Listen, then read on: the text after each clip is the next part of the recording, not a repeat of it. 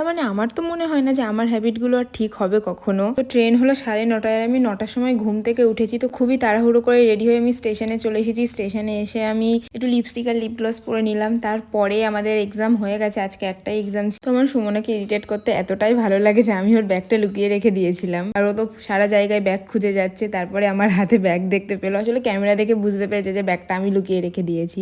তো যেহেতু আজকে লাস্ট এক্সাম, ওই জন্য সবাই নিচে এসে ছবি ভিডিও করা শুরু করে দিয়েছে। আর আমি আর সুমনা তো ছবি ভিডিও তুলবই, ওই জন্য এখানে আমি একটু লিপস্টিক আর লিপ গ্লস পরে নিলাম। লিপ গ্লসটা পাওয়ার পরে আমি তো লিপ গ্লসটা পরার জাস্ট বাহানাই খুঁজে যাচ্ছি। এখানে আমি দেখছিলাম যে লিপ গ্লসটা পরে আমাকে কেমন লাগছে। সুমনাকে তো আমি অনেকবার জিজ্ঞাসা করছি যে কেমন লাগছে বল। এখানে আমি একটু আমার আউটফিটের ভিডিও বানাচ্ছিলাম, কিন্তু লাইটটা একদমই ভালো ছিল না, আমার মুখটা একদমই বোঝা যাচ্ছিল না, খুবই বাজে এসেছে।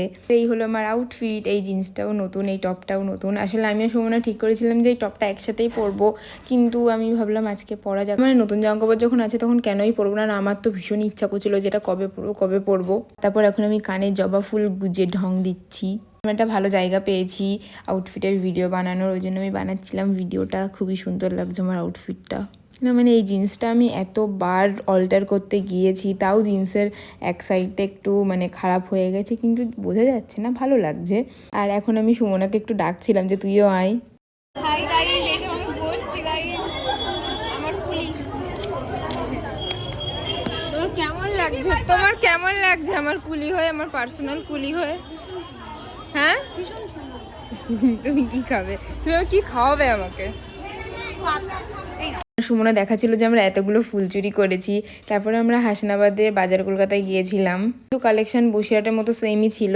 আর তারপরে আখের রস খেলাম, তারপরে ঘুগনি খেলাম, তারপরে খেলাম জলজিরা আর জোয়ান। জলজিরা তো ছোটবেলায় প্রচুর খেতাম স্কুলে পড়ার টাইমে। তারপরে বসিরহাটে নেমে খেলাম আইসক্রিম।